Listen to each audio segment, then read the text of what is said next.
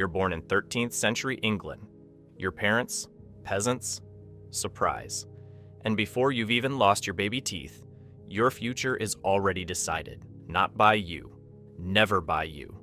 You're a girl, which means your entire existence is a transaction waiting to happen. Your father looks at you and sees one thing: an asset, not a daughter, not a person, an asset. Your worth isn't measured in how clever you are or how fast you can run. It's measured in one thing: your ability to marry well. That's it. That's your whole purpose. Sounds great, right? Wrong. Because marrying well has nothing to do with you being happy. It means your father trades you for land, money, or political favor. You're basically a deal sealed with a handshake, except the handshake involves your entire life. You're maybe 5 years old when the lessons start. No more running through fields, no more mud, no more anything remotely fun. Your mother grabs you by the shoulders and gets very serious very fast. You need to learn to spin. You need to learn to weave. You need to learn to manage a household, preserve food, brew ale, supervise servants if you're lucky enough to have them, and look pleasant while doing all of it. Always look pleasant. God forbid you frown. A frowning girl is a bad investment, and your family cannot afford a bad investment. So you smile, you spin, you learn. By age 8, you're already halfway decent at embroidery. Your back hurts constantly. Who knew crouching over needlework for 10 hours a day wasn't great for your spine? Shocking. Fast forward a few years.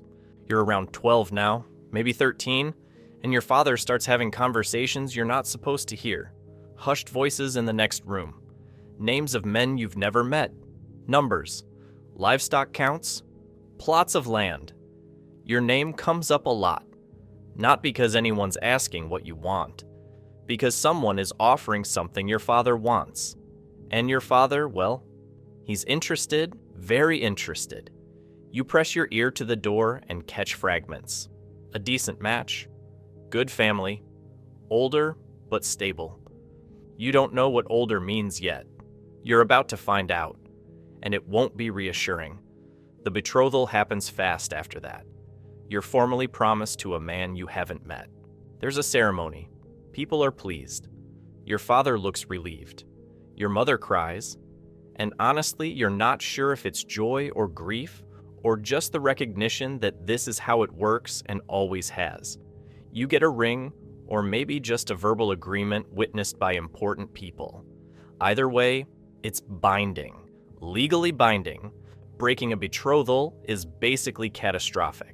Scandal, financial ruin, destroyed reputation. So no, you can't just change your mind. You don't have a mind in this situation. You have a role. Then you actually meet him, the man your father selected. He comes to your home with his family, and everyone sits around being painfully formal while you try to figure out what you think. He's older. How much older depends on the specific deal, but older in a way that feels significant when you're 13. He doesn't say much to you directly. He talks to your father. He talks to your brothers. He occasionally glances at you, the way someone glances at a piece of furniture they just purchased. You sit very straight, look pleasant, and feel absolutely nothing good.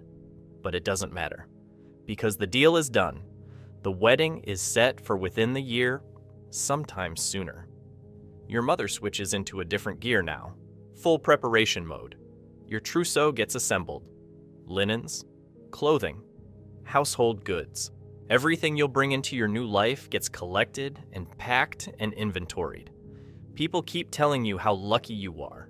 Your new husband has land. He has status. He's not violent as far as anyone knows. This is considered exceptional news. The bar is underground and people are still managing to trip over it. But you nod along. You say thank you. You look grateful. Because what else are you going to do? The wedding day arrives. You're dressed up. Your hair gets done. Elaborate, uncomfortable, takes forever. You wear your finest clothes, which are probably not that fine by any reasonable standard, but they're the best your family has.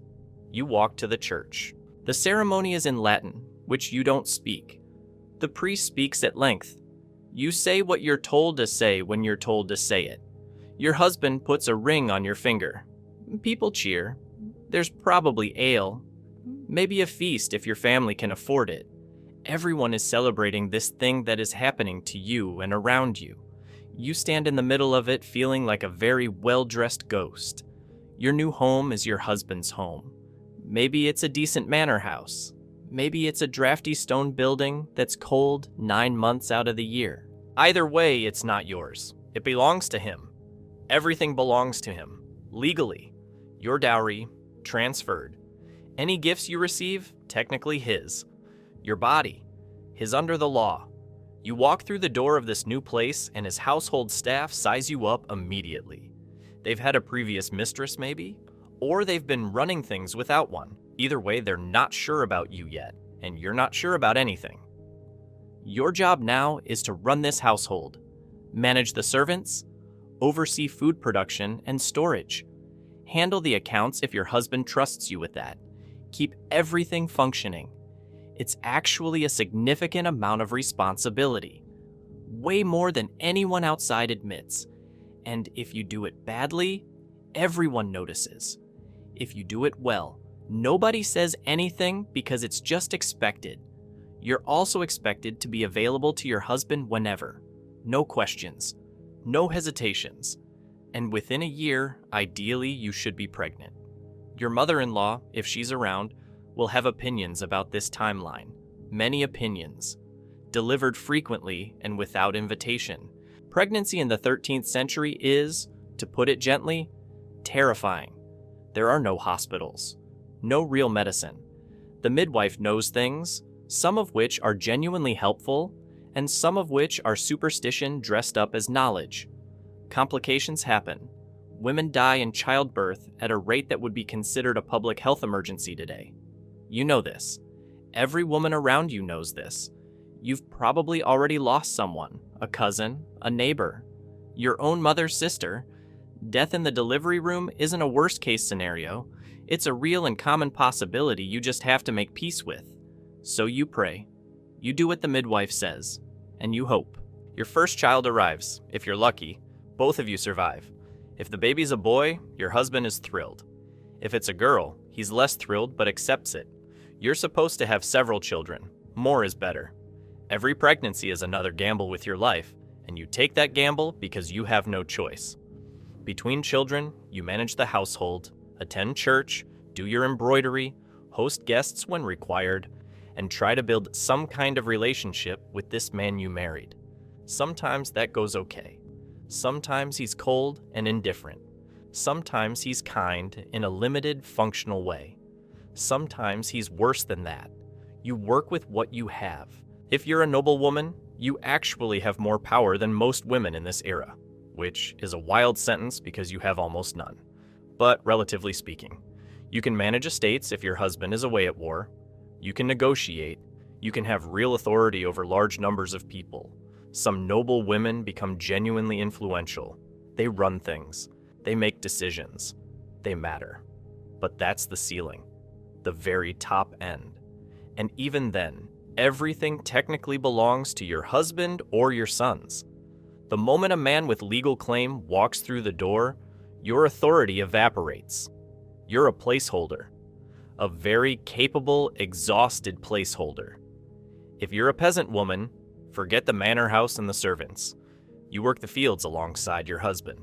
You cook, clean, spin, weave, and raise children in a house that might have one room and a dirt floor. Your diet is mostly bread, maybe some beans, maybe some turnips. Meat almost never.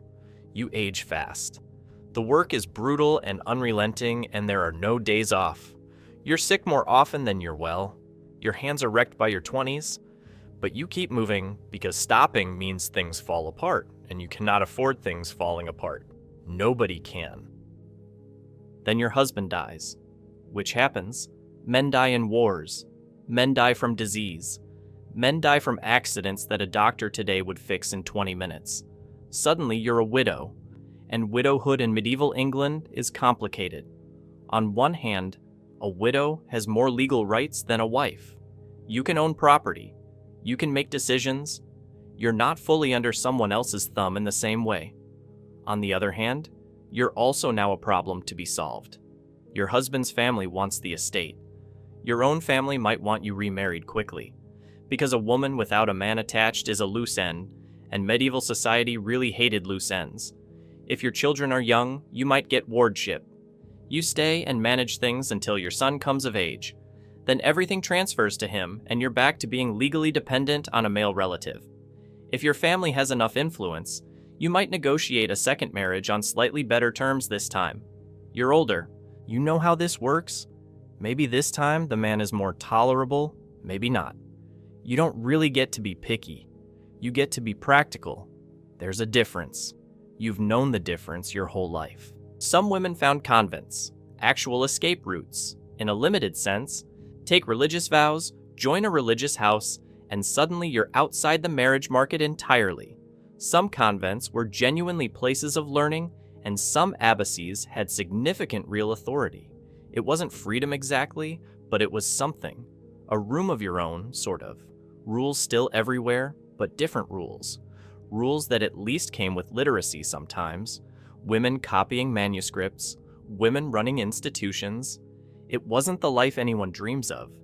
But in a world where your other options were all variations on the same transaction, it wasn't nothing.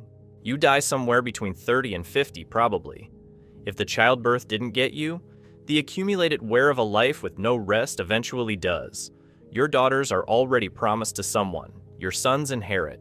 The household continues. Someone else steps into the role you filled for decades, looks at the same cold walls, hears the same instructions from the same kinds of people, and starts again from the beginning.